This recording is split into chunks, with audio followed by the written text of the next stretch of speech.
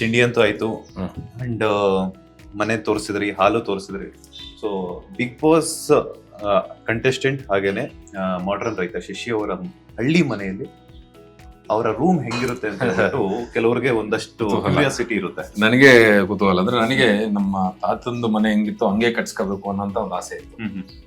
So ಹಂಗೆ ಅಂತ ನಾನು ಒಂದ್ 2 ವರ್ಷದಿಂದ ಕಟ್ಕೊಂಡೆ. ಅಂದ್ರೆ ತುಂಬಾ ಬೇಸಿಕ್ ನೆಸೆಸಿಟಿಗಳಿರ್ಬೇಕು. ನಂಗೆ ಕೆಳಗಡೆ ಕೂರೋದು ಇಷ್ಟ. ಈಗ ನೋಡಿದ್ರೆ ಈಗ ಒಂದು ಇದ್ರಿಂದೆಲ್ಲ ಮೇಲೆ ಕೂತಿರ್ಬೇಕಂತ ಬಿಟ್ರೆ ಇಫ್ ನಾಟ್ ನಂಗೆ ಕೆಳಗಡೆ ಕೂತ್ಕೊಂಡು ಊಟ ಮಾಡೋದು ಎಲ್ಲವೂ ಮಲಗೋದು ಅಷ್ಟೇ. ಹಾರ್ಡ್ ಸರ್ಫೇಸ್ಗಳು ಮಲಗೋದು ಇಷ್ಟ. ಸೊ ಅದನ್ನೆಲ್ಲ ಹೆಂಗ್ ಮಾಡ್ಕೋಬಹುದು ಅಂತ ಒಂದು ಬ್ಯೂಟಿಫುಲ್ ಆಗಿ ಒಂದು ರೂಮ್ ಮಾಡ್ಕೊಂಡೆ. ಲೆಸ್ ಅಮ್ಯುನಿಟೀಸ್, ಲೆಸ್ ಖರ್ಚು ಇಟ್ಕೊಂಡು ಕೆಳಗಡೆ ಎಲ್ಲ ರೆಡ್ ಆಕ್ಸೈಡ್ ಹಾಕಿ ಮಾಡಿರೋಂತ ರೂಮ್ ಇದೆ. ಬನ್ನಿ ನೋಡೋಣ. ಅಂಡ್ ಆ ರೂಮ್ಗೆ ಬ್ಯೂಟಿಫುಲ್ ಆಗಿ ಸಿಂಗರ್ಸ್ ಇದ್ವಿ ಇಲ್ಲಿ ನೋಡಿ. ಜಾಯಿನ್ ದ ಜರ್ನಿ ಅಂತ ಬರ್ತಿದ್ದೀವಿ ಇಲ್ಲಿ. ನಾನು ಆಗ್ಲೇನೆ ಕೇಳೋಣ ಅಂತಿದ್ದೆ ಇದು ನೋಡಿದ ತಕ್ಷಣ. ಏನಿದು ಜಾಯಿನ್ ದ ಜರ್ನಿ ಅನ್ನುವಂಥದ್ದು? ಇಲ್ಲಿ ಬಂದ ಸ್ಟೆಪ್ಸ್ ಹತ್ತಿದ ತಕ್ಷಣ ಒಂದಷ್ಟು ಕ್ವಶನ್ ಮಾರ್ಕ್ಸ್ ಎದುರುಗಡೆ ಕಾಣಿಸುತ್ತೆ.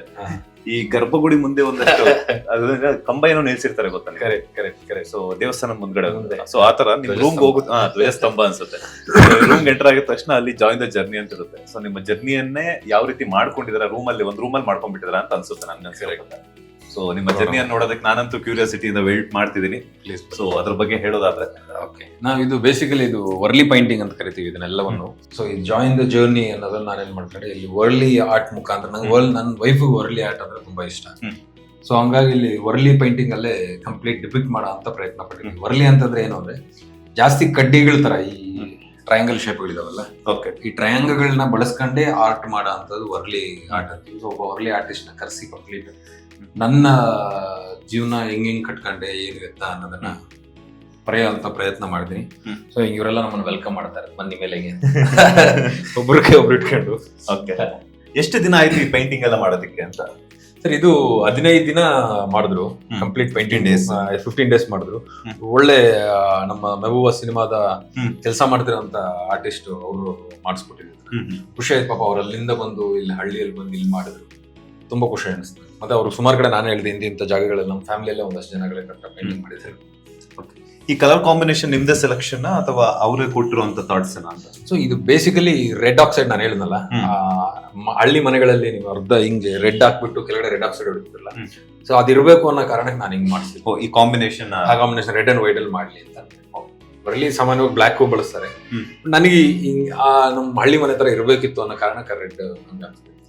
ಆ ಸ್ಟೆಪ್ಸ್ ಹತ್ಕೊಂಡು ಅಲ್ಲ ಬಂದ್ಬೇಕಾದ್ರೆ ಜಾಯಿನ್ ದ ಜರ್ನಿ ಅಂತ ಬರುತ್ತೆ. ಇಲ್ಲಿ ನೋಡಿದ್ರೆ ಡೊಳ್ಳಿಡ್ಕೊಂಡು ಬೆಳಿತಿರುವಂತ ಒಂದು ಪಿಕ್ಚರ್ ಕಾಣಿಸ್ತಿದೆ. ಸೊ ಡೊಳ್ಳು ನನಗೆ ಸಿಕ್ಕಾಪಟ್ಟೆ ಇಷ್ಟವಾದಂತ ಫೋಕ್ ಆರ್ಟ್.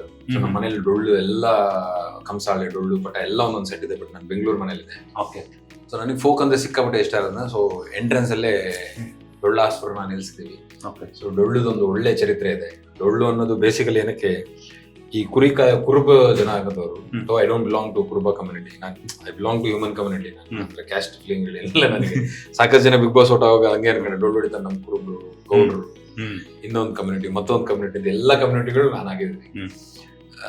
ಸೊ ಈ ಡೊಳ್ಳು ಏನೋ ಒಂದು ಸೌಂಡ್ ಮಾಡ್ತಾ ಇರ್ಲಿ, ಕುರಿಗಳು ಇರಬಾರ್ದು ಅನ್ನೋ ಕಾರಣಕ್ಕೆ ಸೌಂಡ್ ಮಾಡಕ್ಕೆ ಅಂತ ಡೊಳ್ಳು ಮಾಡಿದ್ರು. ಸೊ ಡೌನ್ ಮಾಡ್ಬೇಕು ನನ್ಗೆ ಅನ್ಸಿರ ಅಂತ. ಇಲ್ಲಿಂದ ನನ್ ಕತೆ ಸುಮ್ನೆ ಸೌಂಡ್ ಮಾಡ್ಕೊಂಡಿದ್ರೆ ಆಗೋದಿಲ್ವಾ. ಅವ್ರ ಟೈಮಲ್ಲಿ ಏನೋ ಒಂದು ಟ್ಯೂನ್ ಮಾಡ್ಕೊಂಡ್ರು, ಅದನ್ನೊಂದು ಫೋಕ್ ಆರ್ಟ್ ಮಾಡ್ಕೊಂಡು that has become A Dollu Kunitha ಅಂತ.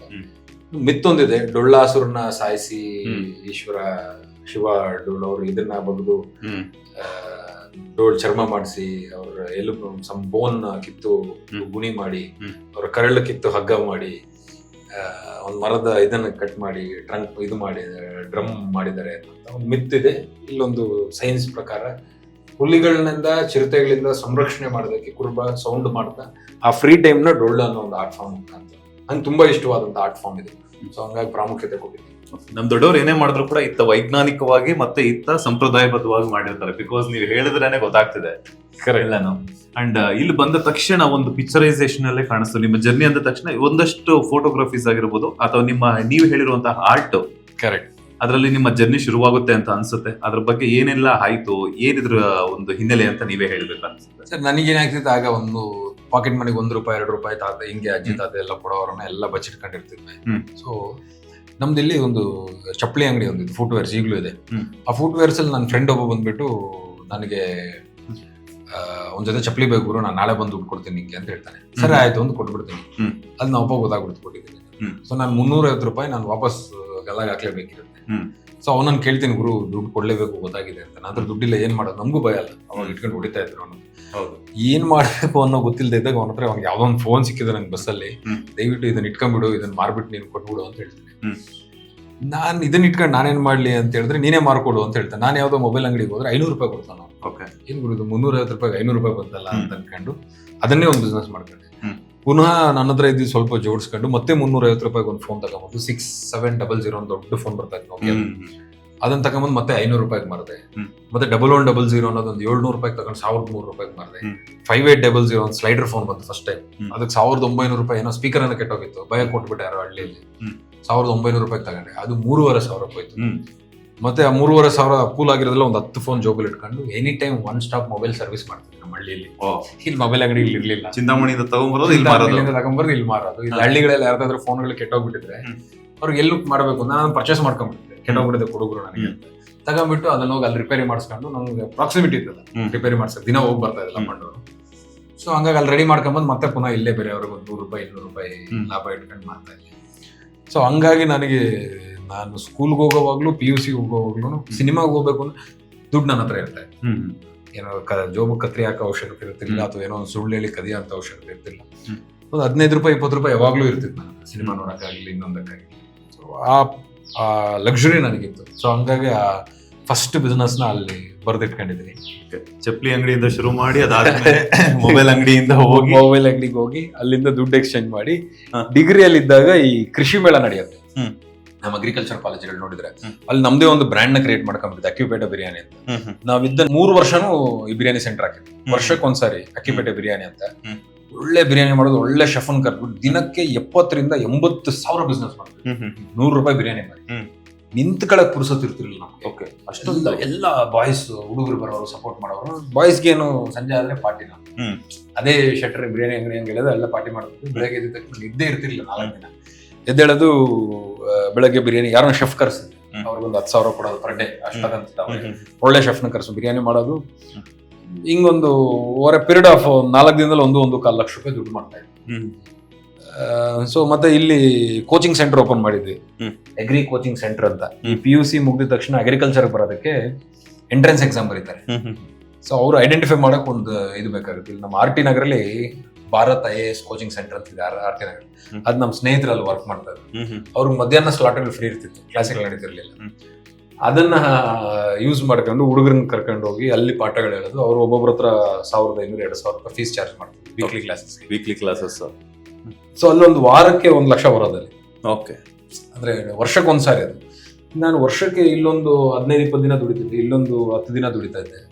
2-2.5 ಲಕ್ಷ ಫಿಕ್ಸ್. ಈ ಮೊಬೈಲ್ಗಳು ಅವು ಮಾರ್ಕೊಂಡು 1 ಲಕ್ಷ ದುಡ್ಕೊಂತಿದ್ದೆ. 3 ಲಕ್ಷ ಪ್ಯಾಕೇಜ್ ರೆಡಿ ಇತ್ತು ನನ್ನ ಡಿಗ್ರಿ ಮುಗಿಯೋಷ್ಟರಲ್ಲಿ. ನಾನು ಯಾಕೆ ಜಾಬ್ ಹೋಗ್ಬೇಕಿತ್ತು ಅನ್ನೋ ಒಂದು ಇಂಟೆನ್ಷನ್ ಶುರುವಾಯ್ತು. ಯೂಶುವಲಿ ದೊಡ್ಡವರು ಅಥವಾ ನಮ್ಮ ಮನೆಯಲ್ಲಿ ಅಪ್ಪ ಅಮ್ಮ ಹೇಳ್ತಿರ್ತಾರೆ, ಚೆನ್ನಾಗಿ ಓದು, ಒಳ್ಳೆ ಗೌರ್ಮೆಂಟ್ ಕೆಲಸ ಮಾಡು ಅಂತ ಹೇಳ್ಬಿಟ್ಟು. ಆದ್ರೆ ನೀವು ಡಿಗ್ರಿ ಓದ್ತಿರ್ಬೇಕಾದ್ರೆ 3 ಲಕ್ಷ ಪ್ಯಾಕೇಜ್ ಇಟ್ಕೊಂಡು ಆಗ್ಲೇನೆ ಬಿಸ್ನೆಸ್ ಮೈಂಡ್ ಪರ್ಸನ್ ಆಗ್ಬಿಟ್ಟು, ಸೊ ಬಿಸ್ನೆಸ್ ನ ಯಾವ ರೀತಿ ರನ್ ಮಾಡ್ಬೇಕು ಅನ್ನೋ ಒಂದಷ್ಟು ಥಾಟ್ಸ್ ನ ಇಟ್ಕೊಂಡು ಮತ್ತೆ ಬಿಸ್ನೆಸ್ ನ ಶುರು ಮಾಡಿದಿರಾ. ಸೊ ಆ ಥಾಟ್ಸ್ ಎಲ್ಲ ಬರೋದಕ್ಕೆ ಕಾರಣ ಯಾರು ಅಂತ? ಸರ್, ಏನು ನಮ್ಗೆ ಕಾರಣ ಯಾರು ಅಂತಂದ್ರೆ, ನಮ್ಗೆ ದುಡ್ಡಷ್ಟು ಕೈಯಲ್ಲಿ ಓಡಾಡ್ತಿರ್ಲಿಲ್ಲ. ಬಟ್ ನನಗೆ ನನ್ನ ಕ್ಲಾಸಲ್ಲಿ 10 ಜನ ಇದ್ದಾರೆ ಅಂದ್ರೆ 10 ಜನದಲ್ಲಿ ನಾನು ಕಾಣಿಸ್ಕೋಬೇಕು ಅನ್ನೋ ಒಂದು ಕುತೂಹಲ ಇತ್ತು. ಯಾರೋ ಚೆನ್ನಾಗಿ ದುಡ್ಡಿರೋಂಥವ್ನು ಟ್ರಿಪ್ ಅಂದಿದ ತಕ್ಷಣ ಹೋಗ್ಬಿಡೋನು, ನನಗೆ ಹೋಗಕ್ ಆಗ್ತಿರ್ಲಿಲ್ಲ. ಸೊ ನಾನೇ ದುಡ್ದು ಹಾಕ್ಬೇಕಿತ್ತು. ನಾನು 100 ರೂಪಾಯಿ ಟ್ರಿಪ್ ಅಂದ್ರೆ 100 ರೂಪಾಯಿ ಅಂತ ಕೇಳಿದ್ರೆ ಕೊಡಲ್ಲ, 10 ರೂಪಾಯಿ ಅಂತಂದ್ರೆ ಕೊಡ್ತೀನಿ.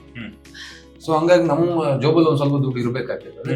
That was a necessary. ನಾನೇನು ಕಾಂಪ್ರಮೈಸ್ ಆಗಿ ಬದುಕಬೇಕು ಅಂದ್ರೆ ಇವಾಗ್ಲೂ ಒಂದು 30-40 ಸಾವಿರ ಸಂಬಳಕ್ಕೆ ಬದುಕ್ಬಿಡ್ಬೋದಾಗಿತ್ತು. ಹಂಗೆ ಕಾಂಪ್ರಮೈಸಿಂಗ್ ನೇಚರ್ ಇಷ್ಟ ಇಲ್ಲ. ನಮ್ಮ ಕ್ಲಾಸಲ್ಲಿ ಟಾಪ್ ಅರ್ನಿಂಗ್ ಒಬ್ಬ ಪರ್ಸನ್ ಮಗ ಏನ್ ಶೋಕಿ ಹೊಡಿತಿದ್ನೋ ನಾನು ಅದನ್ನೇ ಹೊಡಿಬೇಕು ಅನ್ನೋದು ನನ್ನ ಆಸೆ ಆಗಿತ್ತು. ಅದಕ್ಕೆ ಬೇಕಾಗಿರೋ ಫೈನಾನ್ಷಿಯಲ್ ಸಪೋರ್ಟ್ ನಮ್ದು ನಾವು ಇಟ್ಕೊಂಡ್ವಿ. ನಾವು ದುಡ್ಡು ಮಾಡ್ಕೊಳಕ್ ಶುರು ಮಾಡೋದಲ್ಲ. ಸೊ ಅಟೆನ್ಷನ್ ಇತ್ತು. ನಾವೆಲ್ಲೇ ನಿಂತ್ಕೊಂಡ್ರು ಆಯ್ತು. ನಮ್ಮ ಅಗ್ರಿ ಕಾಲೇಜ್ ಫ್ರೆಂಡ್ಸ್ ಯಾರನ್ನೇ ಕೇಳಿದ್ರು, ಶಶಿ ಅಂದಿದ ತಕ್ಷಣ ಕಾಲೇಜಲ್ಲಿ ಆಗಿದ್ದ ಬಿಡಪ್ಪ ಅವನು ಅಂತ ಅಂತಾರೆ. ಸ್ಪೋರ್ಟ್ಸ್ ಆಡೋನು, ಡ್ಯಾನ್ಸ್ ಮಾಡೋನು, ಅಟೆನ್ಷನ್ ಸೀಕರ್ ಆಗಿ ಡೆಫಿನೆಟ್ ಆಗಿದ್ದೆ ಅಂತ ನಾನು. ಸೊ ಇವೆಲ್ಲವೂ ಸಾಧ್ಯ ಮಾಡೋದಕ್ಕೂ ಅಲ್ಲೊಂದು ಬ್ಯೂಟಿಫುಲ್ ಆಗಿ ಬರ್ತೀವಿ. ಆಧ್ಯಾತ್ಮಿಕ ಏನದು, ಅದ್ರ ಬಗ್ಗೆ ಬುದ್ಧನ ಮೆಡಿಟೇಷನ್ ಮಾಡ್ತಾ ಇದ್ವಿ. Meditative state of mind set ಅಲ್ಲಿ ಇದ್ದಾಗ ನಾವು ಬೆಳೆಯಕ್ಕೆ ಸಾಧ್ಯತೆ ಆಗುತ್ತೆ. ರಿಸೀವಿಂಗ್ ಎಂಡ್ ಅಲ್ಲಿ ಇರಬೇಕು, ಕೇಳಿಸ್ಕೊಳ್ಬೇಕು, ಆ ಕಾಮ್ ಪೀಸ್ ಮೈಂಡ್ ಇರಬೇಕು ಅನ್ನೋ ಒಂದು ರೆಪ್ಲಿಕಾ ಅಲ್ಲಿ ಬರೆದಿದೆ. ಪ್ರತಿಯೊಂದು ಸ್ಟೆಪ್ ಅಲ್ಲೂ ಕೂಡ ನಿಮ್ಮಿಂದ ಆದಂತಹ ಒಂದು ಜರ್ನಿಯನ್ನ ಮೆಮೊರೇಬಲ್ ಮೂಮೆಂಟ್ ಆಗಿ, ಹಾಗೇನೆ ನೀವು ಇಷ್ಟಪಟ್ಟಿರುವಂತಹ ನಿಮ್ಮ ತಾತನ ಮನೆಯ ಅದ್ರ ಜೊತೆಗೆ ಹಳ್ಳಿ ಮನೆಯ ಶೈಲಿಯಲ್ಲಿ ಒಂದು ರೆಪ್ರೆಸೆಂಟ್ ಮಾಡ್ಕೊಂಡಿದ್ರ. ಸೊ ನೆಕ್ಸ್ಟ್ ಇವಾಗ ಆಯ್ತು, ಕಾಲೇಜ್ ಡೇಸ್ ಆಯ್ತು, ಮೊಬೈಲ್ ಅಂಗಡಿ ಆಯ್ತು, ಚಪ್ಪಲಿ ಅಂಗಡಿ ಆಯ್ತು, ಎಲ್ಲ ಆಯ್ತು, ಅದ್ರ ಜೊತೆಗೆ ಆಧ್ಯಾತ್ಮಿಕತೆನೂ ಆಯ್ತು. ಸೊ ಅದಾದ ನಂತರ ಬಿಗ್ ಬಾಸ್ ಬಂದ ಮೇಲೆ ಯಾವ ರೀತಿ ಏನೆಲ್ಲ ಚೇಂಜಸ್ ಆಯ್ತು, ಅದನ್ನೆಲ್ಲ ಯಾವ ರೀತಿ ರೆಪ್ರೆಸೆಂಟ್ ಮಾಡಿದೀರಾ? ಇಲ್ಲಿ ಒಂದೊಂದಾಗಿ ಇನ್ನ ಡೀಟೇಲ್ ಆಗಿ ಮಾಡ್ಕೊಂಡು ಹೋಗಿದ್ದೀವಿ. ಫಾರ್ ಎಕ್ಸಾಂಪಲ್, ನೀವು ಇದಾಗಿದ ತಕ್ಷಣ MSc ಆಗಿದ ತಕ್ಷಣ UPL ಅನ್ನೋ ಒಂದು ಕಂಪನಿಗೆ ಜಾಬ್ ಹೋದೆ. ಸೊ ಅಲ್ಲಿ UPL ಕಂಪನಿ ಒಂದು ತಿಂಗಳು ಕೆಲಸ ಮಾಡ್ತಾ ನಾನು ರಿಸೈನ್ ಮಾಡ್ಬಿಟ್ಟೆ. ಯಾರೋ ಹೇಳಿದ್ ಏನ್ ಕೇಳ್ಬೇಕು ನನಗೆ, ಅವ್ನು ನಂಗೆ 25,000 23,000 ಸಂಬಳ ಕೊಡ್ತಿದ್ದೆ. ನಾನೇ ಇಲ್ಲಿ ಹತ್ತತ್ರ 3 ಲಕ್ಷ ಪ್ಯಾಕೇಜ್ ಇದೆ, ನನ್ನ ಇಯರ್ಲಿ ಪ್ಯಾಕೇಜ್ ಬಗ್ಗೆ ಮಾತಾಡ್ತಾ ಇದ್ದೆ. ಅದು ಏನು 1 ತಿಂಗಳು ಕೆಲಸ ಮಾಡಿದೆ, 11 ತಿಂಗಳು ಯಾಕೆ ಅವನಿಗೋಸ್ಕರ ಕೆಲಸ ಮಾಡ್ಬೇಕು ಅಂತ ಬಿಟ್ಬಿಟ್ಟು ಅಲ್ಲಿಗೆ ಬಿಟ್ಬಿಟ್ಟಾಗ ಜಯಚಲ ಫಾರ್ಮ್ಸ್ ಅಂತ ಒಂದು ಮಾಡಿದ್ವಿ. ನಾನು ನನ್ನ ಫ್ರೆಂಡ್ ಇಬ್ರು ಸೇರ್ಕೊಂಡು ಒಂದು ಫಾರ್ಮ್ ನ ಸ್ಟಾರ್ಟ್ ಮಾಡಿದ್ವಿ. ಡಬಲ್ ಡೆಕ್ಕರ್ ಕೋಳಿ ಫಾರ್ಮ್ಗಳನ್ನ ಮಾಡಿ ಫಸ್ಟ್ ಟೈಮ್ ಮಾಡಿದ್ವಿ. ಅದನ್ನ ಇನ್ವೆಸ್ಟ್ ಮಾಡಿದ್ವಿ, ಒಂದು 10 ಲಕ್ಷ ಬಜೆಟ್ ಇಟ್ಕೊಂಡು ಮಾಡಿದ್ವಿ. ಯಾರ್ದೋ ಬೇರೆ, ನಮ್ದು ಅಗ್ರಿಕಲ್ಚರ್ ಜಮೀನುಗಳಿಲ್ಲ. ನಾವ್ ಯಾರು ನೋಡಿದ ತಕ್ಷಣ ನಮ್ಮ ತಂದೆ ಮೂಲತಃ ವ್ಯವಸಾಯ ಕುಟುಂಬದಿಂದ ಬಂದವರಲ್ಲ. ನಮ್ಮ ತಾತನೂ ಅಷ್ಟೇ ಇಲ್ಲಿ ಕಡಲೆ ಬೀಜ ಮಿಷಿನ್ ಅವು ಇಟ್ಕೊಂಡಿದ್ರು. ಬಿಟ್ರೆ ಅಗ್ರಿಕಲ್ಚರ್ ಭೂಮಿಗಳೇನು ಅಷ್ಟು ಸ್ಟ್ರಾಂಗ್ ಆಗಿ ಹೋಲ್ಡ್ ಮಾಡಿದವರಲ್ಲ, ವ್ಯವಸಾಯನ ತುಂಬಾ ಸ್ಟ್ರಾಂಗ್ ಆಗಿ ಮಾಡಿದವರಲ್ಲ. ಮಾಡ್ತಿದ್ರು ಇದೇ ಅನ್ನೋ ಕಾರಣಕ್ಕಷ್ಟೇ. ಸೊ ಹಂಗೆ ನಾನು ಫಾರ್ಮಿಂಗ್ ಆಕ್ಟಿವ್, ನಾನು BSc MSc ಅಗ್ರಿಕಲ್ಚರ್ ಮಾಡಿದ್ವಿ. ನಂಗೆ ಅಗ್ರಿಕಲ್ಚರ್ ಬಿಟ್ಟು ಬೇರೆ ಏನೂ ಗೊತ್ತಿಲ್ಲ, ಅದನ್ನೇ ಮಾಡ್ಬೇಕಿತ್ತು. ನಾನು 6 ವರ್ಷ ಓದಿದ್ದೀನಿ, ಪ್ರೊಫೆಷನಲ್ ಡಿಗ್ರಿ ತಗೊಂಡಿದ್ದೀನಿ. ಸೊ ಬೇರೆಯವ್ರ ಥರ ಬ್ಯಾಂಕಿಂಗು ಇನ್ನೊಂದು ಕಡೆ ಹೋಗೋಕೆ ಇಂಟ್ರೆಸ್ಟ್ ಇಲ್ಲ. ಸೊ ರಾಮನಗರದ ಹತ್ರ ಒಂದು ತೋಟ ಲೀಸ್ ಗೀಸ್ಕೊಂಡು ಅಲ್ಲಿ ಜಯಚಲ ಫಾರ್ಮ್ಸ್ ಅಂತ ಮಾಡಿದ್ವಿ. ಸೊ ಅಲ್ಲಿ ಕಂಪ್ಲೀಟ್ ಲಾಸ್ ಆಗ್ಬಿಟ್ಟು ಫುಲ್ ಭಯ ಶುರು ಆಗ್ಬಿಡ್ತು. ಏನಾಗತ್ತೆ, ಏನ್ ಕತೆ, ಮುಗಿತಲ್ಲ ಇನ್ನ ಅಂತ. ನನ್ನ friend was from well off family. ಅವ್ನು ನೀಟಾಗಿ ಅವ್ರ ಫ್ಯಾಕ್ಟ್ರಿ ಕಡೆ ತಿರ್ಕೊಂಬಿಟ್ಟ. ನನಗೆ ಏನ್ ಮಾಡ್ಬೇಕು ಅರ್ಥ ಆಗ್ಲಿಲ್ಲ. ಮುಗಿತಲ್ಲ ಗುರು, ಮನೇಲಿ ಕುತ್ಕೊಂಡು ಗುಳೋ ಅಂತ ಹತ್ಕೊಂಡಿರೋ ಸೀನ್ಗಳಿದಾವೆ. ಇನ್ನು ಮುಗೀತು ನನ್ನ ಕತೆ, ನಾನು ಇನ್ನೇನ್ ಮಾಡಕ್ಕಾಗತ್ತೆ. ಇನ್ನು ಜಾಬ್ಗಂತೂ ಹೋಗಕ್ಕಾಗಲ್ಲ. ಜಾಬ್ಗೆ ಹೋಗಿಲ್ಲ ಅಂತಂದ್ರೆ, ಜಾಬ್ಗೆ ಹೋದ್ರೆ ಮತ್ತೆ ನನ್ನ ನಿಲುವೇನಾಗತ್ತೆ, ಜಾಬ್ಗೆ ಹೋಗ್ಬಾರ್ದು ಅನ್ಕೊಂಡಿದ್ದು. ಸಿಕ್ಕಾಬಿಟ್ಟು ಗೊಂದಲ ಹಾಕೊಂಬಿಟ್ಟು ರೂಮಲ್ಲಿ ಒಬ್ಬನೇ ಕುತ್ಕೊಂಡು ಆಳ್ತಾ ಇದ್ದೆ, ಏನ್ ಮಾಡ್ಬೇಕು.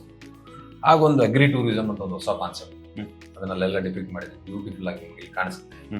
ಅಗ್ರಿ ಟೂರಿಸಂ ಅಂತ ಫಸ್ಟ್ ಟೈಮ್ ಶುರು ಮಾಡಿದ್ವಿ ಕರ್ನಾಟಕದಲ್ಲಿ. ಅಗ್ರಿ ಟೂರಿಸಂ ಮಾಡ್ತಾ ಮಾಡ್ತಾ ಮಾಡ್ತಾ ಮತ್ತೆ ಸಿಕ್ಕಾಪಟ್ಟೆ ಕ್ಲಿಕ್ ಆಯ್ತು. ವರ್ಟಿಕಲ್ ಗಾರ್ಡನ್ ಲ್ಯಾಂಡ್ಸ್ಕೇಪಿಂಗ್ಗಳನ್ನ ಮಾಡ್ತಾ ಇದ್ವಿ. ಈ ITC, ರಿಟ್ಸ್ ಕಲ್ಟನ್ ಹೋಟ್ಲ್ಗಳಲ್ಲೆಲ್ಲ ಫಸ್ಟ್ ಟೈಮ್ ಲ್ಯಾಂಡ್ಸ್ಕೇಪಿಂಗ್ ಇವೆಲ್ಲ ಮಾಡಕ್ ಶುರು ಮಾಡಿದ್ವಿ. ಅದರಿಂದ ಒಂದಷ್ಟು ದುಡ್ಡು ಜನರೇಟ್ ಆಗಕ್ಕೆ ಶುರು ಆಯ್ತು. ಆಗ ನನ್ನ ಅಟ್ ದ ಏಜ್ ಆಫ್ 25 ನಾನು ಸೈಟ್ ಪರ್ಚೇಸ್ ಮಾಡಿದ್ದೆ ಬೆಂಗಳೂರಲ್ಲಿ.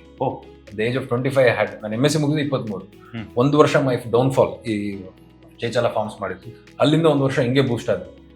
ಸೈಟ್ ತಗೊಂಡ್ವಿ, ಕಾರ್ ತಗೊಂಡೆ. ನಾನು 25ನೇ ವರ್ಷದಲ್ಲಿ ಬ್ಯಾಂಕ್ ಬ್ಯಾಲೆನ್ಸ್ ಇಟ್ಕೊಂಡೆ.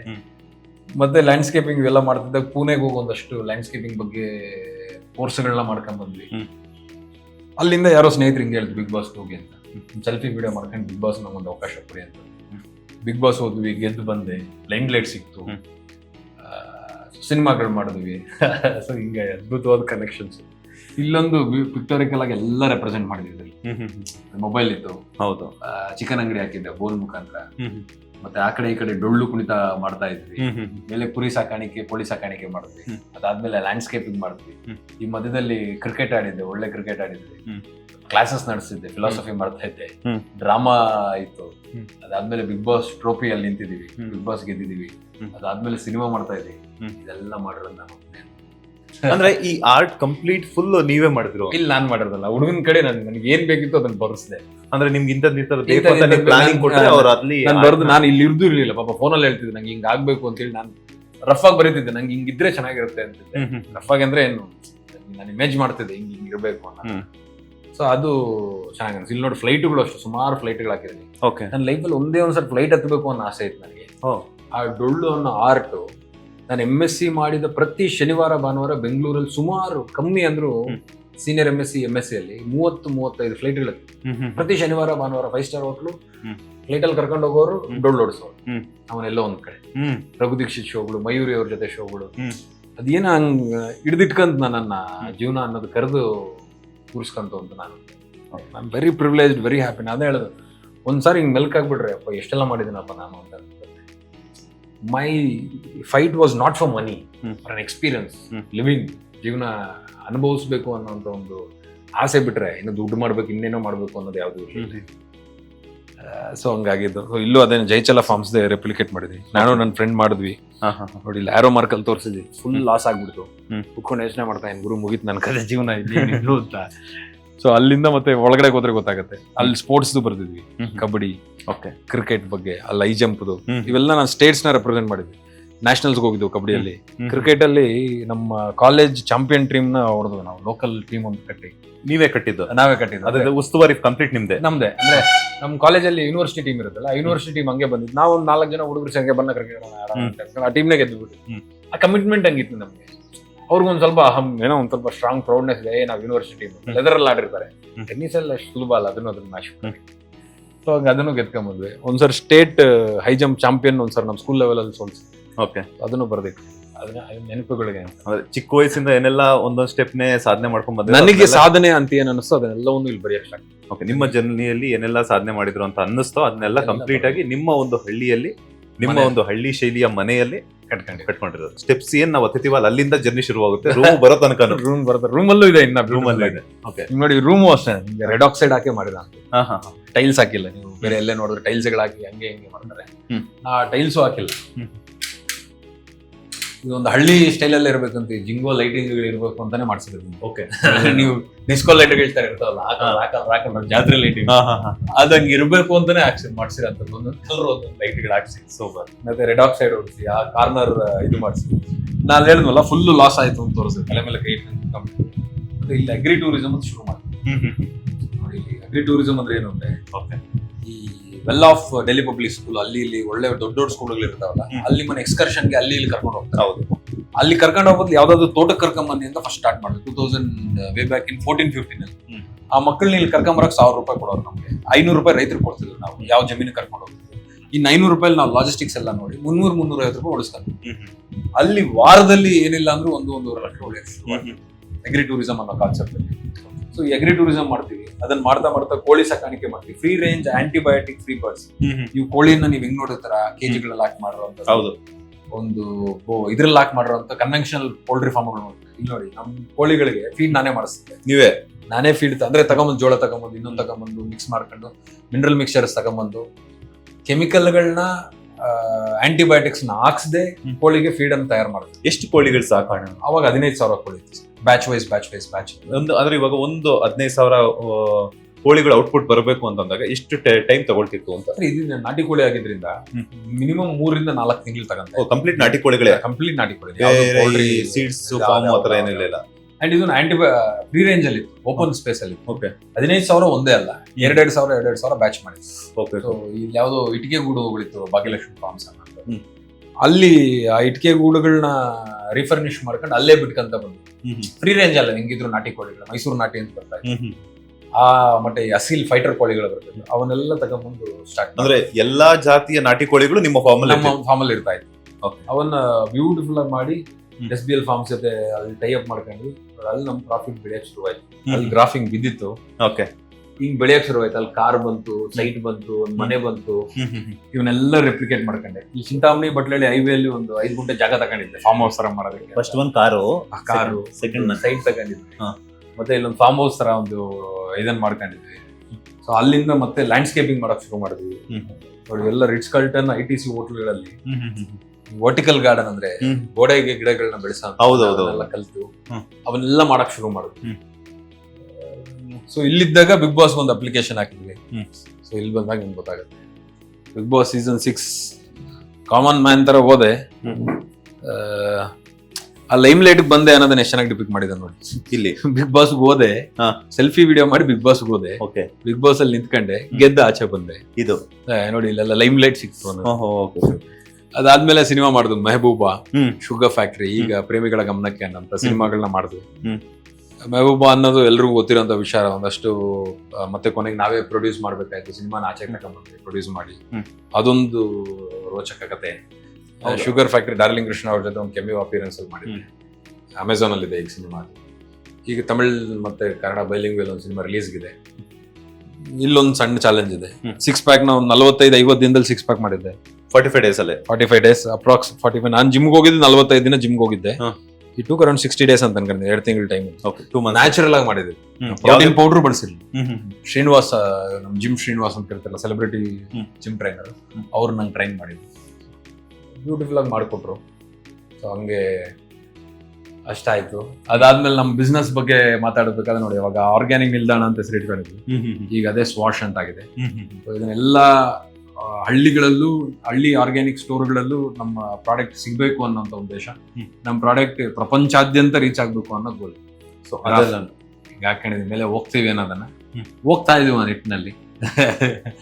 ಇನ್ನೇನೇನಾಗುತ್ತೋ ನೋಡ್ಬೇಕು. ಇದನ್ನೊಂದು ಇಮೇಜ್ ಬರ್ದಿಟ್ಕೊಂಡ್ಬಿಟ್ಟು ನಾನೇನು ಅನ್ಕೊಂಡಿರ್ಬೋದು, ನಾವು ಬರ್ದಿಟ್ಕೋಬೇಕು ಏನೇ ಮಾಡ್ಬೇಕು ಏನು ಅಂತ. ಈಗ ನಾನು ನಗರ ಮನೇಲಿದ್ದಾಗ ಮನೇಲಿದ್ದಾಗ ನಾನು ದೊಡ್ಡ ಬೋರ್ಡ್ ಬರ್ದಿಟ್ಕೊಂಡ್ಬಿಟ್ಟು ನಾನ್ 100 ಕೋಟಿ ಮಾಡ್ತೀನಿ ಅಂತ ಬರ್ದಿಟ್ಕೊಂಡು ಎದ್ದೇಳ್ದ ಆ ಬೋರ್ಡ್ ನೋಡೋದು ಪ್ರತಿದಿನ ಎದ್ರಿ ಆಪ್ಷನ್ ಇಲ್ಲ ನಂಗೆ, ಅಲ್ಲೇ ಬರ್ದಿಟ್ಕೊಂಡಿರ್ತೀನಲ್ಲ. ಎದ್ದಿದ ತಕ್ಷಣ ನೋಡ್ಲೇಬೇಕು ಅಂತ ನೋಡ್ಬೇಕು ಅಂತಂದ್ರೆ ನಂಗೆ ಹೋಗೋವಾಗಾದ್ರೂ ನೋಡ್ಲೇಬೇಕದು. ದೊಡ್ಡದಾಗ ಬರ್ದಿಟ್ಕೊಂಡ್ಬಿಟ್ಟು ಯೂಶುವಲಿ ಎದ್ದ ತಕ್ಷಣ ದೇವ್ರ ಮುಖ ಅಥವಾ ದೇವ್ರ ಫೋಟೋ ನೋಡ್ತಾರೆ. ಬಟ್ ನೀವು 100 ಕೋಟಿ ಮಾಡಬೇಕು ಅನ್ನೋದನ್ನ ನೋಡ್ತಾ ಇದ್ದೇನೆ.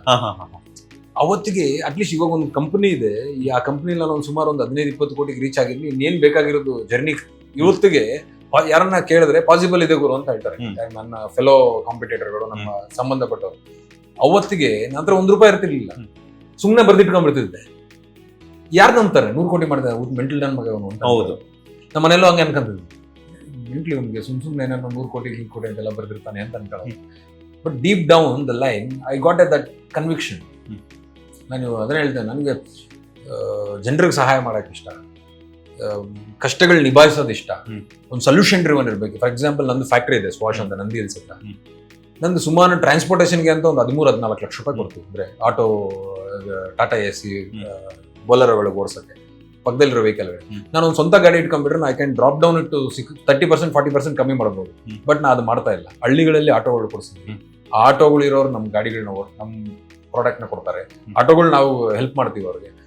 ಆಟೋ ಡ್ರೈವರ್ ಹೆಂಡತಿ ಇದ್ರು ನಮ್ಮ ಫ್ಯಾಕ್ಟರಿಯಲ್ಲಿ ಬಂದು ಸ್ಟಿಕ್ಕರಿಂಗ್ ಲೇಬಲಿಂಗ್ ಕೆಲಸ ಮಾಡ್ತಾರೆ. ಅವರು ತಿಂಗಳಿಗೆ ಒಂದು 40-45 ಸಾವಿರ ನಮ್ಮ ಹತ್ರ ತಗೊಂತಿರ್ತಾರೆ. ಅಲ್ಲೊಂದು ಜೀವನ ಕಟ್ಕೊಂಡ್ವಲ್ಲ. ಸೊ ಆ ಪೊಲಿಟಿಕಲ್ ಅಜೆಂಡಾ ಅಥವಾ ಒಂದು ಸೋಷಿಯಲ್ ರೆಸ್ಪಾನ್ಸಿಬಲ್ ಅಜೆಂಡಾ ನನ್ನಲ್ಲಿದೆ. ಕಷ್ಟಕ್ಕೆ ನಿಂತ್ಕೋಬೇಕು ಅನ್ನೋಂಥದ್ದು. ನಮ್ಮ ಫ್ಯಾಕ್ಟ್ರಿ ನಮ್ಮ ಲೇಬರ್ಗಳು ಓಡಾಡ್ಕೊಂತಾರೆ, ಎಲ್ಲೋ ಬಿಹಾರಿಂದ ಬಂದವರು. ನಂಗೆ ಅದಿಷ್ಟ ಕೂರ್ಸ್ಬಿಟ್ಟು ಪಂಚಾಯತಿ ಮಾಡ್ಸೋದು. ಅದಂಗ್ ಮಾಡಿ ದೊಡ್ಡವ್ರು ಮಾಡ್ತಿರ್ದಲ್ಲ, ನೀನಾಕಮ್ಮ ಹೆಂಗ್ ಮಾಡ್ತಿದ್ಯಾ ಇದೆಲ್ಲ ಮಾಡಬಾರ್ದು, ಚೆನ್ನಾಗಿರ್ಬೇಕು, ಶೇಕ್ ಹ್ಯಾಂಡ್ ಮಾಡ್ಕೊಳ್ಳಿ, ತಪ್ಕೊಳ್ಳಿ, ಹೋಗಿ ಅಂತ ಕಳ್ಸಿಬಿಡ್ತಿದ್ದೆ. ಆ ಇಂಟ್ರೆಸ್ಟ್ ನನಗಿದೆ. ಅಂದ್ರೆ ಮುಂದಿನ ದಿನಗಳಲ್ಲಿ ನಾವು ಬಿಗ್ ಬಾಸ್ ಶಶಿ ಅವ್ರನ್ನ ಅಥವಾ ಮಾಡರ್ನ್ ರೈತ ಶಶಿ ಅವ್ರನ್ನ ಪಾಲಿಟಿಕ್ಸ್ ಅಲ್ಲೂ ನೋಡಬಹುದು ಅಂತ. ಪಾಲಿಟಿಕ್ಸ್ ಅಂದ ತಕ್ಷಣ I am not naming it. ಅಂದ್ರೆ ನಾನು MLA ನೋ MP ನೋ ಇದನ್ನ ಮಾತಾಡ್ತಾ ಇಲ್ಲ. ನನಗೆ ಅದಿಷ್ಟ. ಆ ಲೀಡರ್ಶಿಪ್ ಕ್ವಾಲಿಟಿ ಇಷ್ಟ. ನನ್ನ ಸ್ಕೂಲಲ್ಲೂ ಕ್ಲಾಸ್ ರೆಪ್ರೆಸೆಂಟೇಟಿವ್ ಆಗಿ, ಸೊ ಅಲ್ಲೂ ಪಾಲಿಟಿಕ್ಸ್ ಮಾಡಿದ್ವಿ. ಹೆಂಗ್ ಮಾಡಿದ್ವಿ, ನನ್ನ ಎದುರುಗಡೆ ಯಾರನ್ನು ನಿಲ್ಸಕ್ಕೆ ಬಿಟ್ಟಿರ್ಲಿಲ್ಲ. ಐದರ್ ರಿಕ್ವೆಸ್ಟ್ ಮಾಡ್ಕೊಂಡು ಗುರು ನಿಂತ್ಕೋಬೇಡ ಗುರು, ನಾನು ನಿಂತ್ಕೋಬೇಕು ಅಂತ ಹೇಳ್ಬಿಟ್ಟು ನಾನು ಮಿಸ್ ಆಗಿ ಹೋಗಿ ನಿಂತ್ಕೊಂಡಿದ್ದೆ. ಒಟ್ನಲ್ಲಿ ನಾನು ಇರ್ಬೇಕು ಅನ್ನೋದು ಇತ್ತು ನಮ್ದು. ಒಳ್ಳೇದೋ ಕೆಟ್ಟದೋ ಸೆಕೆಂಡ್ರಿ ಸರ್. ಸೊ ನಮ್ಮ ಈ ಆಟಿಟ್ಯೂಡ್ ಇಂದ ಯಾರಿಗೂ ತೊಂದರೆ ಅಂತೂ ಆಗ್ತಿಲ್ಲ, ಯಾರಿಗೂ ತೊಂದರೆ ಮಾಡೋ ವಿಚಾರನೂ ಅಲ್ಲ. ಒಂದಷ್ಟು ಜನ ಒಳ್ಳೇದೇ ಆಗತ್ತೆ ಬಿಟ್ರೆ ಕೆಟ್ಟದಂತೂ ಆಗಕ್ಕೆ ಸಾಧ್ಯನೇ ಇಲ್ಲ. ಯಾರು ಬಿಹಾರ್ ಲೇಬರ್, ಬೇರೆ ಸ್ಟೇಟ್ಗಳಿಂದ ಬಂದವ್ರಿಗೂ ಆ ಮಕ್ಕಳು ನಾನು ಓದಿಸ್ತಾ ಇದ್ದೀನಿ. ಆ ಹೆಗ್ಗಳಿಕೆ ನನಗೆ. ನಮ್ಮ ಫ್ಯಾಕ್ಟರಿಗೆ ತಾವು ಬಂದಾಗ ಅಲ್ಲಿರೋ ಲೇಬರ್ ಮಕ್ಕಳು ಕನ್ನಡ ಸ್ಕೂಲ್ಗಳು ಕಳಿಸಿ. ಕನ್ನಡ ಸ್ಕೂಲ್ನ ಯಾಕೆ ಕಳಿಸ್ತೀನಿ, ರೇಟ್ ಕಮ್ಮಿ. ನಾನು ಗೌರ್ಮೆಂಟ್ ಸ್ಕೂಲ್ ಅಂದ ತಕ್ಷಣ ಎಕ್ಸ್ಪೆಂಡಿಚರ್ ಇರೋದಿಲ್ಲ. ಅಟ್ ದ ಎಂಡ್ ಆ ಹುಡುಗಿನ ಎಲ್ಲ ಒಂದು ವಿದ್ಯೆ ಕಳ್ಕೊಂತಾರೆ. ಅವ್ರಿಗೆ ಆ ಖುಷಿ ಇದೆ, ನಮ್ಮ ಭಾಷೆ ಕಲ್ತ್ಕೊಂತಾರೆ ಅವರು. ಅಟ್ಲೀಸ್ಟ್ ಅವ್ರು ನಾಗರಿಕರು ಆಗ್ತಾರೆ. ಅವ್ರ ಪಾಪ ಅವ್ರಿಗೇನು ಗೊತ್ತಾಗುತ್ತೆ, ಅಲ್ಲಿ ಏನು ತಿನ್ನಕ್ಕಿರಲ್ಲ, ಏನೂ ಇಲ್ಲ, ಇಲ್ಲಿ ಬಂದ್ಬಿಡ್ತಾರೆ. The more kind of animals. ಪಾಪ ಬೆಳಗ್ಗೆ 6ರಿಂದ 7-8ವರೆಗೂ ದುಡಿತಿರ್ತಾರೆ. ದುಡಿದೆಲ್ಲ ಹೋಗಿ ಎಲ್ಲಾದ್ರೂ ಒಂದು ಎಣ್ಣೆ ಹೊಡ್ಕೊಂಡ್ ಬಂದ್ಬಿಡ್ತಾರೆ. ಸಿವಿಲೈಸೇಷನ್ ತುಂಬಾ ಕಮ್ಮಿ ಇರುತ್ತೆ. ಆ ಮಕ್ಕಳು ಒಂದ್ ಸ್ವಲ್ಪ ಸ್ಕೂಲ್ಗೆ ಹೋದ್ರೆ ಆ ಫೆಲೋ ಮಕ್ಕಳನ್ನ ನೋಡ್ತಾರೆ. ಅಪ್ಪ ನಾ ಹಿಂಗಿರ್ಬೇಕು ಹಂಗಿರ್ಬೇಕು, ಭಾನುವಾರ ಆಚೆ ಕರ್ಕೊಂಡು ಹೋಗು ಅಂತಾರೆ. ನಾನು ಆ ಹುಡುಗರು ನಮ್ಮ ಲೇಬರ್ಗಳಿಗೆ ಗಾಡಿ ಕೊಟ್ಟಿದ್ದೆ, ಮಾರ್ಕೆಟ್ಗೆ ಹೋಗ್ಬಾರ. ಅವ್ರನ್ನ ಕೂತ್ಕೊಂಡು ನಮ್ಗೆ ಆದಷ್ಟು ಎಜುಕೇಶನ್ ಕೊಡ್ತೀವಿ. ಹಂಗಿರ್ಬಾರ್ದು ಕಣೋ, ಹಿಂಗಿರ್ಬೇಕಣೋ, ನಿನ್ ಮಕ್ಕಳು ಓಲ್ಡ್ ಚೇಂಜ್ ಆಗ್ಬೇಕು, ನಿಂತರ ಮತ್ತೆ ಲೇಬರ್ ಆಗಬಾರ್ದು, ಯಾವ್ದೋ ಲೇಬರ್ ಕೊಟ್ಟು ಮದುವೆ ಮಾಡಬೇಡ ಅವಳನ್ನ, ಅಟ್ಲೀಸ್ಟ್ ರೈಟರ್ ಕೊಟ್ಟು ಮದುವೆ ಮಾಡು, ನೆಕ್ಸ್ಟ್ ಅವಳ ಜೀವನ ಬದಲಾಗುತ್ತೆ. ಐ ಲೈಕ್ ದಟ್ ಅಟೆನ್ಷನ್, ಆ ಲೀಡರ್ಶಿಪ್ ಕ್ವಾಲಿಟಿ ನನಗೆ ಇಷ್ಟ. ಇದರಿಂದ ಯಾರಿಗೂ ಹಾರ್ಮ್ ಅಂತೂ ಆಗೋದಿಲ್ಲ. ಸ್ವಲ್ಪ ಆಟಿಟ್ಯೂಡ್ ಗಾಂಚಾಲಿ ಅಂತ ಅನ್ಸುತ್ತೆ ಅವ್ರಿಗೆ. ಅದು ಅಬ್ಸಲ್ಯೂಟ್ಲಿ, ಬಿಕಾಸ್ ಯಾಕಂತಂದ್ರೆ ನಮ್ಮ ಒಂದು ತನವನ್ನ ನಾವು ಎಕ್ಸ್ಪ್ರೆಸ್ ಮಾಡ್ತೀವಿ, ಬಟ್ ಅದು ಅವ್ರಿಗೆ ತಗೊಳ್ಳೋಂತ ವಿಧಾನ ಇರುತ್ತಲ್ಲ, ಅದು ಅವ್ರ ಮೇಲೆ ಡಿಪೆಂಡ್ ಆಗಿರುತ್ತೆ. ಬಿಕಾಸ್ ಅವ್ರವ್ರ ಥಾಟ್, ಅವ್ರವ್ರ ಥಿಂಕ್ ಮಾಡುವಂತ ಪ್ರೋಸೆಸ್ ಬೇರೆ ತರ ಇರುತ್ತೆ. ನಾರ್ಮಲ್ ಆಗಿ ನಾವ್ ಏನ್ ಹೇಳ್ತೀವಲ್ಲ ಅದನ್ನ ಪ್ರಾಕ್ಟಿಕಲ್ ಆಗಿ ಯೋಚನೆ ಮಾಡಿದ್ರೆ ಖಂಡಿತವಾಗ್ಲೂ ಅವ್ರಿಗೆ ಅರ್ಥ ಆಗುತ್ತೆ. ಬಟ್ ಇವ್ರು ಬಿಡಪ್ಪ ಬಿಗ್ ಬಾಸ್ ಹೋಗಿ ಬಂದ್ರು, ಆಮೇಲೆ ಸಿನಿಮಾ ಆಯ್ತು, ಅವ್ರಿಗೇನು ಹಂಗಿದೆ ಹಿಂಗಿದೆ ಅಂತ ಹೇಳ್ತಾರಲ್ಲ. ಸೊ ಅವ್ರ ವೇ ಆಫ್ ಥಿಂಕಿಂಗ್ ಅದು ಆತರ ಪೋರ್ಟ್ರೆ ಮಾಡುತ್ತೆ. ಅಂಡ್ ಇನ್ನೊಂದು ನನಗೆ ಕೇಳ್ಬೇಕು ಅಂತಂದ್ರೆ, ಈ 100 ಕೋಟಿ ಗೋಲ್ನ ಶಶಿ ಅವ್ರು ಏನಕ್ಕೆ ಇಟ್ಕೊಂಡ್ರು ಅಂತ, ಯಾಕೆ ಬಂತು ಆ ಥಾಟು ಅಂತ? ನಾನು ಯಾವತ್ತೂ 10 ಲಕ್ಷ ಒಂದು ಜಾಗದಲ್ಲಿ ನೋಡಿಲ್ಲ. ಒಂದ್ಸಲ 10 ಲಕ್ಷ ನೋಡಿರ್ಲಿಲ್ಲ, ಯಾವ ಅಕೌಂಟ್ ಅಲ್ಲೂ ನೋಡಿರ್ಲಿಲ್ಲ, ಎಲ್ಲೂ ಕ್ಯಾಶ್ ಅಲ್ಲಿ ನೋಡಿರ್ಲಿಲ್ಲ, ಏನು ನೋಡಿರ್ಲಿಲ್ಲ. ನಾನು ಬಡ ಕುಟುಂಬದಿಂದ ಬಂದೆ ಅಂತ ಹೇಳ್ತೀನಿ, ನಿಮ್ಗೆ ನೋಡಿದ್ರೆ ಗೊತ್ತಾಗುತ್ತೆ. From decent middle class family. ಅಂದ್ರೆ ಸ್ಕೂಲ್ ಫೀಸ್ ಬೇಕು ಅಂತ ಒಂದು 5 ಸಾವಿರ ಹೇಳಿದ್ರೆ 6ನೇ ಸಾವಿರ ಬೈಸ್ಕೊಂಡ್ ಕೊಡೋದು. ನಮ್ಮನೇಲಿ ಆಗಂತದ್ದು 70% ಇಂಡಿಯನ್ ಮನೆಗಳಲ್ಲಿ ಆಗಂತದಿದೆ. ಸ್ಕೂಲ್ ಫೀಸ್ ಅಂದಿದ ತಕ್ಷಣ ನನ್ನ ಮಗನಿಗೆ ಯಾವಾಗಲೂ ಸ್ಕೂಲ್ ಫೀಸ್ ಆಯ್ತು ಹಂಗೆ ಇವಾಗ ಪ್ರೀತಿಯಿಂದ ಮಾತಾಡ್ಬೋದು ಕೆಳಗಡೆ, ಬಟ್ ಅವಾಗ ಬೈದು ನಿನ್ ವೇಸ್ಟ್, ನಿನ್ ಕತೆ ಕಾಯ್ತೆ ಅಂದಿಕ ದನ ಕಾಯಕ್ ಶುರು ನೀನು ಹಂಗೆ ಹಿಂಗೆ ಅಂತ ಹೇಳುದು ಕೊಡ್ತಾ ಇದ್ದೆ. ಹೌದು. ಸೊ ನನಗೆ ಆ ಆಸೆ ಉಳ್ಕೊಂಡ್ಬಿಟ್ಟು ಈಗ ನೋಡಿಲ್ವಲ್ಲ, ಒಳ್ಳೆ ಗಾಡಿ ಓಡಿಸ್ಬೇಕು, ಒಳ್ಳೆ ಕಾರ್ ಓಡಿಸ್ಬೇಕು, ಸಿಕ್ಕಾಪಟ್ಟೆ ಸಖತ್ತಾಗಿರ್ಬೇಕು, ಆ ಲಕ್ಸುರಿ ನೋಡ್ಬೇಕು ಅನ್ನೋ ಕುತೂಹಲ, ಆಸೆ. 100 ಕೋಟಿ ಅನ್ನೋದು ಫ್ಯಾನ್ಸಿ ನಂಬರ್ ಅನಿಸ್ತು. 100 ಕೋಟಿ ಗುರು ಫ್ಯಾನ್ಸಿ ನಂಬರ್ ಅನಿಸ್ತು. ವಿರ್ ಆಲ್ ಏನೋ ಆಗದೆ ಇರೋಂತ ಮಾಡ್ಬೇಕು ಅನ್ನೋಂಥ ಒಂದು ಆಸೆ ಅಷ್ಟೇ. ಈಗ ನನ್ನ ಲೈಫಲ್ಲಿ ನಮ್ ಯಾವತ್ತು ಗಾಡಿನೂ ಕೊಡ್ಸಿಲ್ಲ. ನಮ್ಮ ಮಿನಿ ಕೂಪರ್ ಕಾರ್ ತಗೊಂಡು ನಮ್ಮ ಹಳ್ಳಿಗೆ ಎತ್ಕೊಂಡ್ ಬಂದ್ರೆ ಮಿನಿ ಕೂಪರ್ ಚಿಕ್ಕಬಳ್ಳಾಪುರ ಯಾರೋ MLA ಹತ್ರ ಇದೆ ಬಿಟ್ರೆ ನಿನ್ನ ಹತ್ರನೇ ಇರೋದು ಅಂತ ಇರತ್ತೆ, ಒಂದಷ್ಟು ಜನ ಹತ್ರ ಇಲ್ಲದೆ ಇರಲ್ಲ, ಹಳ್ಳಿಯಲ್ಲಿ ಜನ ಗೊತ್ತಿರೋಲ್ಲ, ಅದೇ ಅಟೆನ್ಷನ್ ಇಷ್ಟ. ನಮ್ಮಣ್ಣ ನನ್ನ ಫ್ರೆಂಡ್ ಕಣ ಖುಷಿ, ಒಂದು ಒಳ್ಳೆ ಕಾರ್ ಇಟ್ಟ, ಇಂಪೋರ್ಟೆಡ್ ಕಾರ್ ಇಟ್ಟ ಅಂತಾರ ಅಂತ ನಂಗೆ ಖುಷಿ ಕುತೂಹಲ. ಯಾರು ಮಾಡದೇ ಇರೋದು ಏನೋ ಒಂದು ಸಾಧನೆ ಮಾಡಬೇಕು ಅನ್ನೋ ಆಸೆ. ಸೊ ಈ ಸಾಧನೆಯಿಂದ ಯಾರಿಗೂ ತೊಂದರೆ ಮಾಡೋಂಥ ಉದ್ದೇಶ ನನಗಿಲ್ಲ, ನಾವು ಮಾಡೋದಿಲ್ಲ. ನಮ್ಮ ಖುಷಿಗೆ ವಿ ಆಲ್, ನಾ ಯಾವಾಗಲೂ ಹೇಳಿದ್ರಲ್ಲ, ಪಾತ್ರಧಾರಿಗಳು ಒಂದಷ್ಟು ಲೈಕ್ ಒಂದು 60 ವರ್ಷ 70 ವರ್ಷ ಒಂದು ಜನರೇಷನ್ ಪಾಸ್ ಗೆಸ್ಟ್ ರೋಲ್ ಪಾತ್ರ ಮಾಡ್ಬಿಟ್ಟು ಹೋಗ್ತೀವಿ.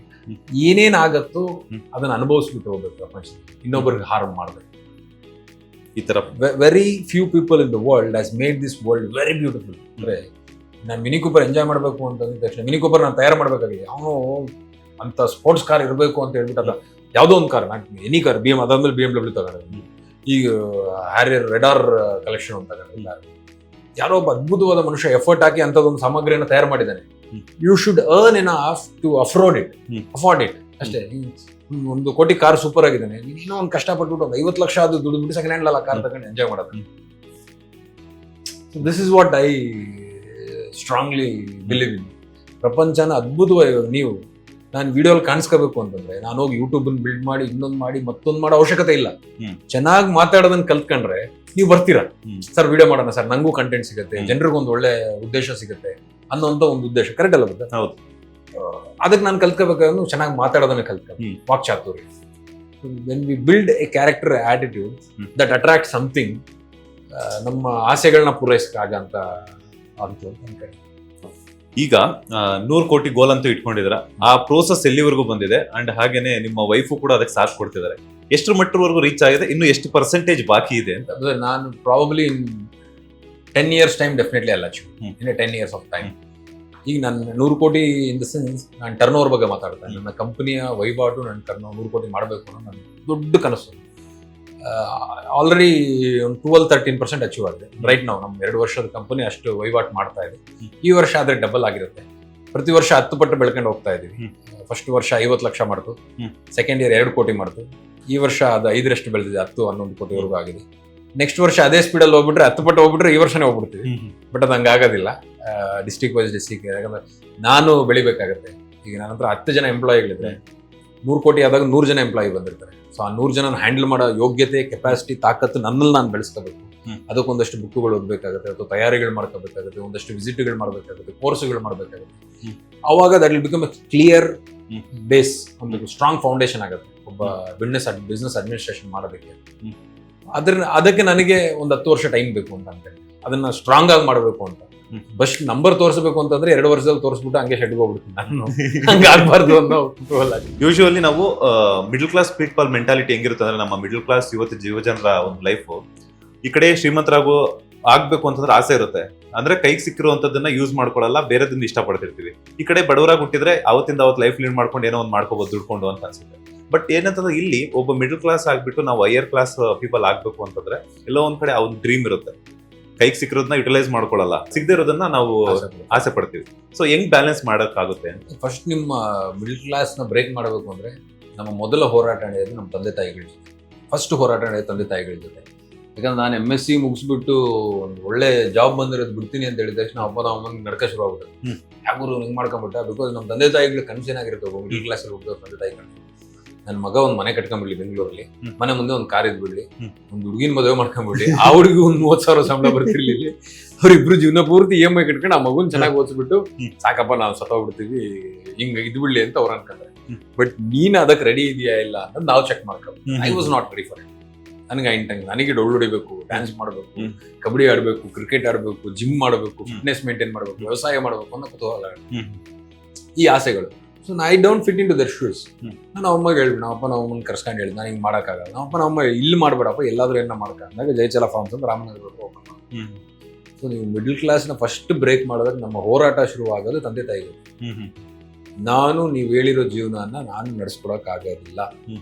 First guarantee ಕೊಡ್ಬೇಕಾಗಿರೋದು. ಅಕಸ್ಮಾತ್ ನಾನು ಫೇಲ್ ಆಗಿ ಮನೆಗೆ ಬಂದ್ರು ನಾವೇನು ಫುಟ್ಪಾತ್ ನಂದಿದೆ ಗ್ಯಾರಂಟಿ ಇದೆ. ನಾನು ಜೀವನದಲ್ಲಿ ನಾನು ಸೋದೋಗ್ಬಿಟ್ಟಿದ್ದು ಫುಟ್ಪಾತ್ಗಂತೂ ಬರ್ತಿರ್ಲಿಲ್ಲ. ಯಾಕಂದ್ರೆ ಒಂದೊಂದು ಸಣ್ಣ ಅಂಗಡಿ 2 ಅಂಗಡಿಗಳಿತ್ತು. ಇಲ್ಲಿ ಸುಮ್ಮನೆ ಕುತ್ಕೊಂಡಿದ್ರು ತಿಂಗಳಿಗೊಂದು 30-35 ಸಾವಿರ ಅದೇ ಸಂಬಳ, ಅದೇ ಅಂತೂ ದುಡಿಬಹುದು. ಹೌದು, ಈಸಿಯಾಗಿ ನಮ್ಮ ತಂದೆ ತಾಯಿನೂ ದುಡಿತಿರ್ತಾರೆ. ತಿಂಗಳಿಗೆ 30-35 ಸಾವಿರ ಚೀಟಿಗಳಂತೂ ಕಟ್ಕೊಂತಿರ್ತಾರೆ. ಹೌದು. ಸೊ ಅದಕ್ಕಿಂತ ಕಮ್ಮಿಗಂತೂ ಹೋಗ್ತಿರ್ಲಿಲ್ಲ. ಸೊ ಅಷ್ಟೇ ನಾನು ರಿಸ್ಕ್ ತಗೊಂಡಿದ್ದೆ. ಸೋತ್ರೆ ಸಾಯೋದಿಲ್ಲ ನಾನು, ರೋಡ್ಗಂತೂ ಬರೋದಿಲ್ಲ. ಯಾಕೆ ರಿಸ್ಕ್ ತಗೋಬಾರದು? ಇನ್ನೊಂದ್ಸರಿ ರಿಸ್ಕ್ ತಗೊಳಕ್ ಅವಕಾಶನೇ ಇಲ್ಲ.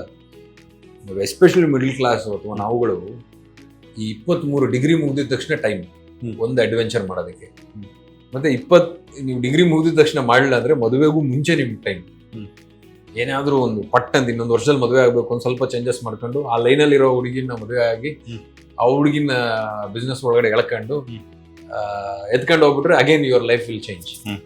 ಎರಡೂ ಕಡೆ ಕಾಂಪ್ರಮೈಸ್ ಆಗಿಲ್ಲ. ನನ್ನ ಮಕ್ಕಳಾದ್ಮೇಲೆ ಮಾಡ್ತೀನಿ, ಇನ್ನೊಂದ್ಸರಿ ಮಾಡ್ತೀನಿ ಅಂದ್ರೆ ದೇವರಾಣಿ ಯಾವತ್ತೂ ನೀವು ಮಾಡೋಕ್ಕಾಗಲ್ಲ, ಸಾಧ್ಯನೇ ಇಲ್ಲ. ಎಸ್ಪೆಷಲಿ ಮಿಡಲ್ ಕ್ಲಾಸ್ ಬಗ್ಗೆ ಅಪ್ಪ ಮಿಡಲ್ ಕ್ಲಾಸ್ ಅಥವಾ ಹೈಯರ್ ಅಫ್ಲೂಯೆಂಟ್ ಕ್ಲಾಸ್ಗಳ ಹಂಗಿಲ್ಲ ಸರ್. ಅವ್ರ ಮಕ್ಕಳನ್ನ ಯಾವತ್ತೂ ಅವರು ಜಾಬ್ಗೋಸ್ಕರ ಓದಿಸಲ್ಲ. ಇವಾಗ ನಾನು ನಾಳೆ ಮಕ್ಕಳಾದ್ರೆ ನಾನು ಯಾವತ್ತು ಅವ್ರನ್ನ ಅಗ್ರಿಕಲ್ಚರಿಸ್ಟ್ ಮಾಡಬೇಕು ಅಂತಾನೆ ಓದಿಸ್ತೀನಿ. ನಾನು BSc ಅಗ್ರಿಕಲ್ಚರ್ಗೆ ಹಾಕ್ತೀನಿ, MSc ಅಗ್ರಿಕಲ್ಚರ್. ಅವ್ನಿಗೇನು ಇಂಟ್ರೆಸ್ಟ್ ಇದ್ದು ಬೇರೆ ಫೀಲ್ಡ್ ಏನಾದ್ರೆ ಹೋಗ್ಬೋದು. ಮೈ ಸೋಲ್ ಇಂಟೆನ್ಷನ್ ಈಸ್ ಅಗ್ರಿ ಬಿಸ್ನೆಸ್ ಅಲ್ಲಿ ಇರಬೇಕು ಅನ್ನೋದು ನನ್ನ ನೆಕ್ಸ್ಟ್ ತಲೆಮಾರಿಗೆ ನಾನು ಫೀಡ್ ಕೊಡೋನು. ಹಂಗೆ ದೊಡ್ಡ ಅಫ್ಲೂಯೆಂಟ್ ಫ್ಯಾಮಿಲಿ ಇರೋ ಹೊತ್ತು ಏನು ಮಾಡ್ತಾರೆ, ಬಿಸ್ನೆಸ್. ಇವಾಗ ಅಂಬಾನಿ ಮಕ್ಕಳು ಇವರೆಲ್ಲ ಎಲ್ಲಿ ಓದ್ತಿರ್ತಾರೆ ಸರ್?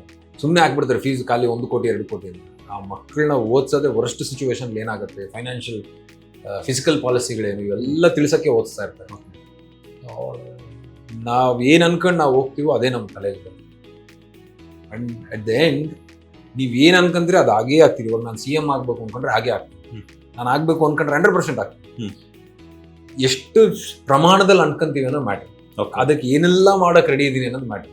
ಈಗ ನಾನು 100 ಕೋಟಿ ಮಾಡ್ಬೇಕು, ಹೆಂಗ್ ಬೇಕಾದ್ರೂ 2 ವರ್ಷದಲ್ಲೇ ಮಾಡ್ಬೋದು. ನಾನು ಒಂದು ಸ್ವಲ್ಪ ಏನೇನೋ ಮಾಡಿ ಪ್ರಾಡಕ್ಟ್ಗಳೆಲ್ಲ ಅಲ್ಲಲ್ಲಿ ಕೊಟ್ಬಿಟ್ಟು ಹೈ ಪ್ರೈಸ್ ಮಾಡಿಬಿಟ್ಟು 100 ಕೋಟಿ ನಂಬರ್ ತೋರಿಸ್ಬೋದು. 10 ರೂಪಾಯಿ ಪ್ರಾಡಕ್ಟ್ನ 1000 ರೂಪಾಯಿ ಮಾರ್ಬಿಟ್ಟು 1000 ವಾಲ್ಯೂಮ್ ಮಾಡಿಬಿಟ್ರೆ 100 ಕೋಟಿ ಆದಂಗೆ ಸಸ್ಟೈನ್ ಆಗ್ಬೇಕಲ್ಲ.